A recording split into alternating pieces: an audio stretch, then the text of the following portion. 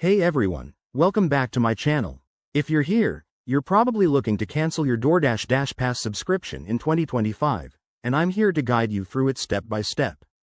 DashPass is great for food delivery perks, but sometimes you need to cut costs or switch services, and that's totally okay.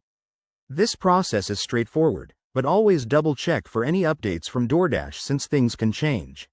First, make sure you're logged into your DoorDash account. You can do this via the website on your computer or the app on your phone, whichever you prefer for ease. Once you're in, head over to the Account section, usually found in the menu at the top or bottom of the screen. Next, look for the Subscriptions or Membership tab. This is where DashPass will be listed.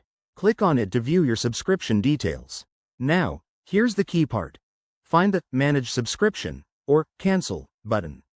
It might say something similar, so keep an eye out. When you click that, DoorDash will likely prompt you to confirm your decision.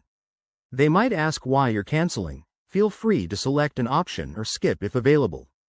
Be aware that canceling could mean you lose benefits immediately or at the end of your current billing period, so plan accordingly to avoid any surprises. After you confirm, you'll get a confirmation email or notification. That's it, you're all set. One quick tip. If you have any active orders or credits, make sure they're resolved first. Also, if you change your mind, you can always resubscribe later through the same spot. Canceling subscriptions is a smart way to manage your finances, and I hope this helps you out. If you found this video useful, hit that like button, subscribe for more how-to guides, and drop a comment if you have questions.